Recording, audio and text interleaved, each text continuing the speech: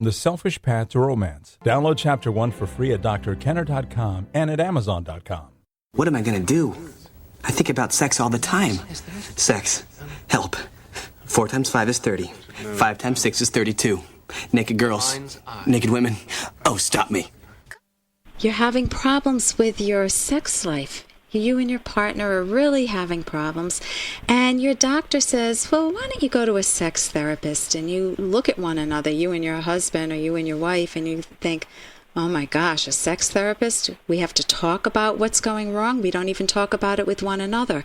What goes on behind the closed doors of a sex therapist's office? With me today to discuss this is Barry McCarthy. Dr. Barry McCarthy is a professor at American University. He's a certified marital and sex therapist, and he has a private practice in Washington, D.C. He's presented over 150 workshops around the globe on a range of relationship and sexual problems, and he's very prolific. He's written many articles and book chapters, and with his wife he's co-authored 8 books on relationships and sexuality, including a book, Rekindling Desire. Dr. McCarthy, it's a pleasure to have you on the show. Well, I'm glad to be here, and I always like talking about sex therapy and talking about what it really is as opposed to the myths about it. I can imagine the myths that people have. If somebody told me, say, 30 years ago, Ellen, why don't you and your husband go to sex therapy? I would think, oh my God, are they going to make us practice in front of them and show them what goes wrong? And do I have to talk about an orgasm? And oh my God, this is so embarrassing. I'd be flushing already. I know a lot more about it now, but can you explain what is the procedure if, say, my husband and I were to come to you, or a couple were to come through your doors? What would happen? Well, usually sex therapy is approached as a couple problem. So you get away from the blaming about who's at fault. Am I at fault? Is my spouse at fault? And think about it as we have to work together to develop a comfortable way of being sexual. And there's never any nudity in the office. You never do anything sexually in the office. That's a very important thing to understand. And that sex therapists are certified by an organization called the American Association of Sex Educators, Counselors, and Therapists. For those people who use the web, you can get on asect.org. How do you spell that? ASECT.org. Okay. And it'll give you certified sex therapists in your area. And then after the initial couple session, what then happens is that each of you have one individual session where you get a chance to tell your story, how you learned about being sexual, what are the strengths of your sexual relationship, what are the problems with it. So that, and the therapist's role is not to make you do something you're uncomfortable with. In fact, the therapist in the sexual field tends to be very respectful of individual value, cultural differences.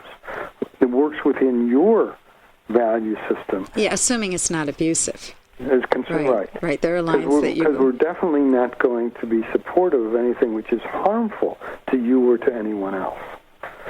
But we work within your value system to try to develop a comfortable way of thinking, talking, and experiencing sexuality in your life so that it plays a healthy role in your life rather than it being such a source of stigma and such a drain for you personally and a drain in your marital relationship.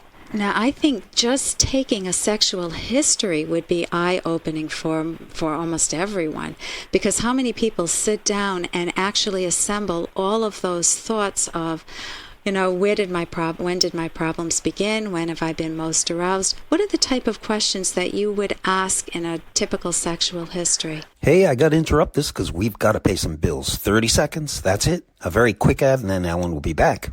Romance. Ugh. I wish guys knew more about what we want from a relationship.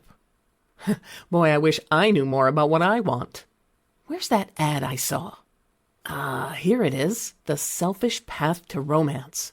A serious romance guidebook. Download Chapter 1 for free at selfishromance.com and buy it at amazon.com.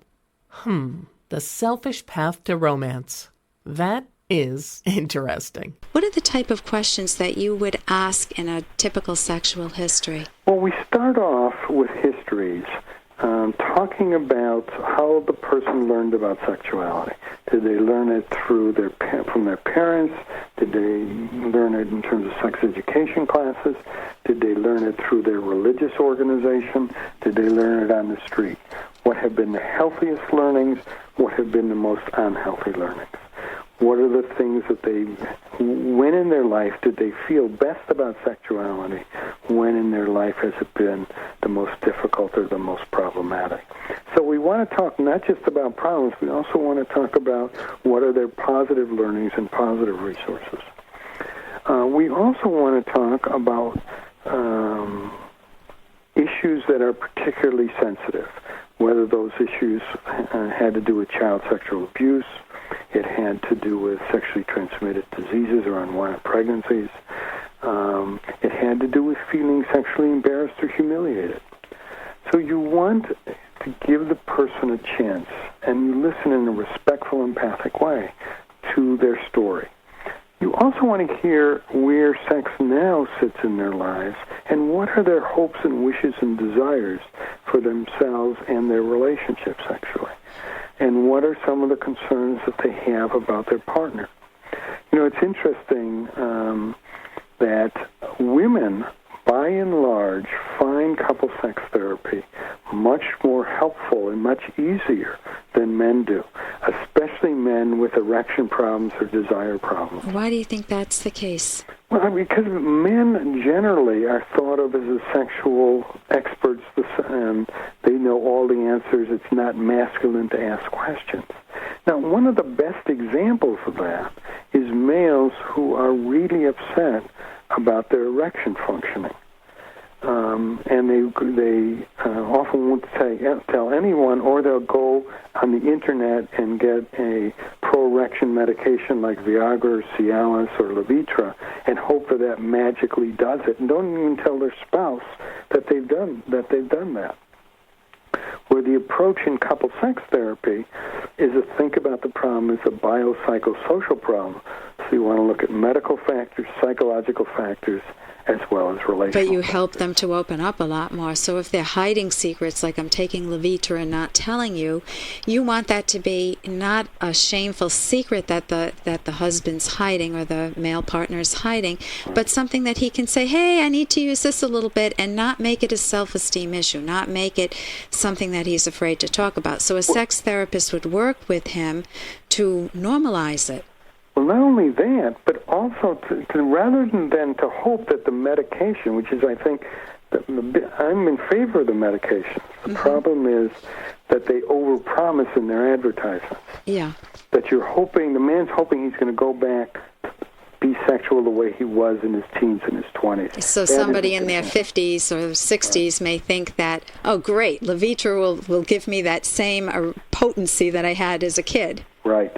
And it's also, he's not going to ask anything from his partner. Where what we say to couples is if you're going to regain your comfort and confidence with sexual desire or with erections, you've got to do it as an intimate team.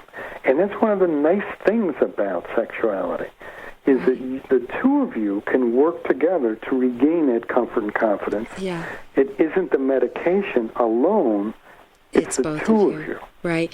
And I want to thank you so much. I wish we had more time to talk about sex therapy, because I know you give homework, and I know that you really encourage the couples, the partners, to open up with one another. Right. I've been talking with Dr. Barry McCarthy, who's written a book, Rekindling Desire. Dr. McCarthy, how can people get one of your books? Well, it can be to go to the bookstore or on Amazon. And the two most relevant books would be Rekindling Desire, and the other one, I'm the second author with Michael Metz, and we wrote a book called Coping with Erectile Dysfunction, which actually came out in 2004. Well, thank you so much for joining us today. And thank you. For more Dr. Kenner podcast, go to drkenner.com and please listen to this ad. Here's an excerpt from The Selfish Path to Romance, the Serious Romance Guidebook by clinical psychologist Dr. Ellen Kenner. Finding the right romantic soulmate requires not just an emotional bond, but a harmony between one's reasoned judgment and one's feelings. Let's assume that you're reasonably well off in the lovability department. That is, you possess qualities such as moral virtue, self-esteem, passionate valuing, and more. Assume further that you've met someone who possesses similar qualities. Does that mean you found the right romantic partner? Absolutely not. Although love needs such a solid foundation, that foundation is not the whole story. Romantic love is personal and individual. Someone who excites one person may leave another person indifferent or completely turned off. You can download Chapter 1 for free by going to drkenner.com, and you can buy the book at amazon.com.